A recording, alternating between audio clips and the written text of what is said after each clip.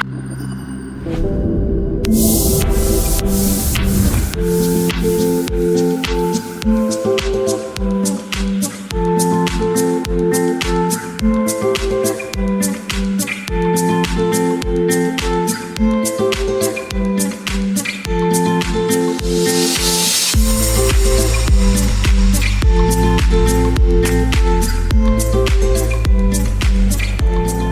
over time, one of the things when doing deals, you always want to be aware of industry patterns. Maybe about 2025, about 2019, there was an IPO of an entity in the space. It was well received by the market. It said that it had a fair amount of favor. You know, the diversification element, I think it gave onlookers the opportunity to see a bit behind the machine, to see what goes into bringing their favorite brands to the public. So being mindful of that, being mindful of the potential. I was always carefully observing the space. 1GS would have gone public, I believe, in about 2023, or 23, so approaching 2 years. DRT had, we had conversations, just general conversations, as friends, and it seemed to me there was an opportunity to bring the two together. This somewhat coincided with my leaving my port of call at the time. So, we done necessary work, brought to the partners, we had talks, and it really got serious later in the day, and we were able to move very quickly on it. So it involved valuing it, assessing the personalities, determining fits. But the biggest thing I would say is I really thought that, based on the patterns globally, that the PR, marketing, the front-facing industry, players do well to have a multitude of expertise, multitude of angles with which to serve clients. And that's what I thought matched very well with 1GS. I thought especially media monitoring as a value creator would have been good for them, and building out the agency even more, because they've done very good work, including for partners of mine in the past, and so we're sure the quality and we knew the fit would be great. So here we are.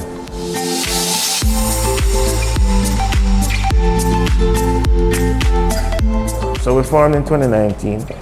Naturally, being in the industry, we really couldn't do much. So we're incorporated, file annual returns, file our nail tax returns, whatever, because we never really generated anything.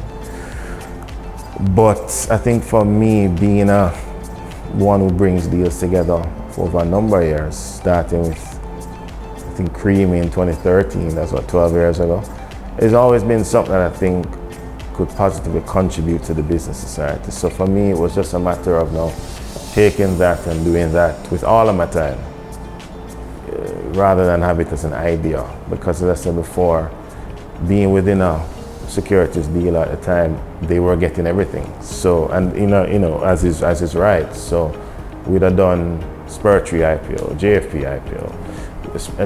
DRT actually worked on Spur3's IPO, so we're aware of their capacity, even separate from personal relationships, and they did Regis in petroleum.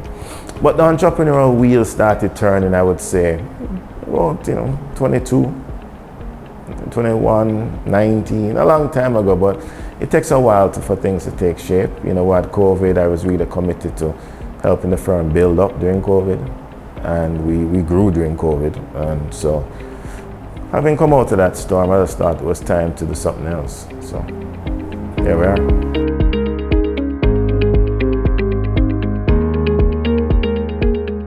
Private clients, we have a private client operation that we're taking our time to build out with, once we get all the licenses and all of that. But as the name suggests, private clients, that's really not going to be in the public space much. But what the public will see is a bit more deal-making activity. I think we'll have a knack for that.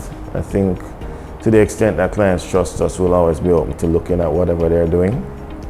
So I think it'll be a bit of that, a bit of M&A, maybe referring to odd IPO, maybe we'll sell somebody, buy somebody, who knows, private equity. So we're keeping our options open. Absolutely. I believe that an economy is the accumulation of a number of businesses. One of the things we've seen, especially with the advent of the junior market, we see the return of the entrepreneurial spirit. You know, teenagers can look on and say businesses younger than 20 years old, you know, going public, you know, businesses formed by their parents or their older brothers or sisters going public. And I mean, the owners of these respective businesses are all under 50. So it's also, you know, it also says there is a youth wave blowing across the island, which is good too, and blowing across the Caribbean. And you know, it's going to be a very exciting time for a number of small businesses, and we're always here to help. So.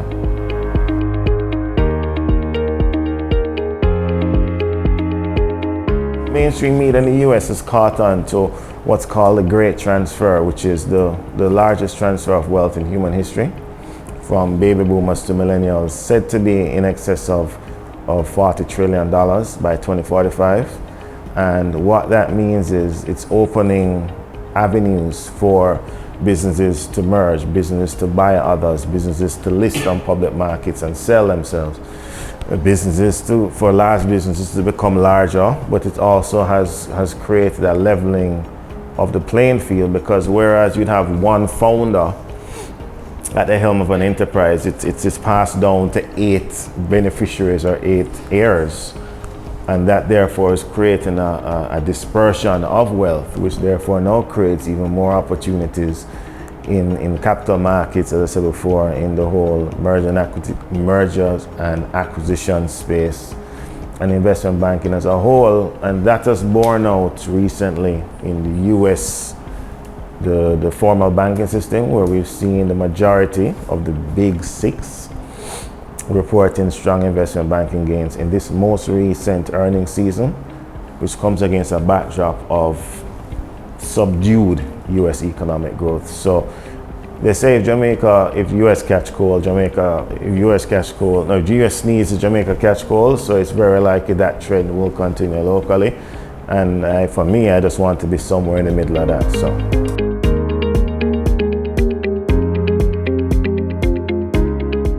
I think in Jamaica we're going to see more of the family businesses with succession planning challenges or concerns either list or they be contemplating a buyout or a merger. And I do expect that will accelerate, primarily because we have the mechanism to facilitate it.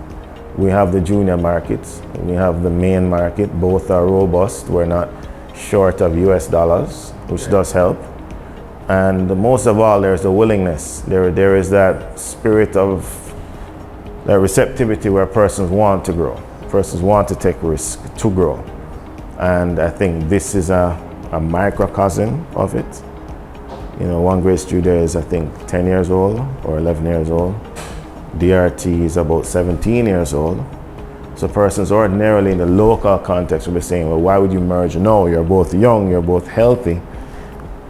But it says that they recognize that you grow so far individually, we go so much further as a team and unlock synergies in that way and are able to access bigger visions. So instead of having a segment of a firm's PR budget, you can now have the bandwidth to get the whole thing and then go regional. And I think that is now going to signal to all players that, listen, this is the new wave and there's more opportunities out there. And I can tell you, I see a lot and we are working on a lot actively.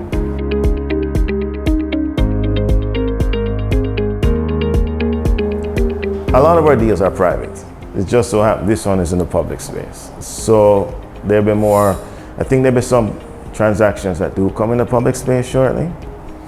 There will be a lot of private ones similarly, because as I said, the pipeline is robust.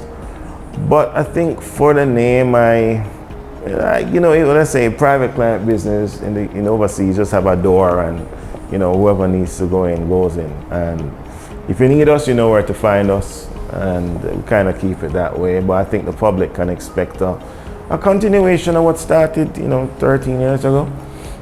12 years ago, when we did the cream IPO, it was like $1, went as high as 10, you know, it's like 2 something, 3. And they've grown, and you know, they think they have a lot of prospects to grow even further.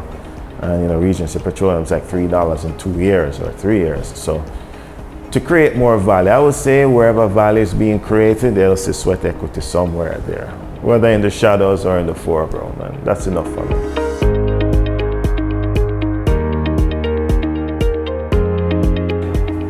As circumstances dictate, absolutely. You know, the truth is that capital takes there's so many versions of capital. It's about knowing which one to pair with which opportunity. To the extent that venture capital is what's required to drive a particular institution forward, in our estimation, then most certainly.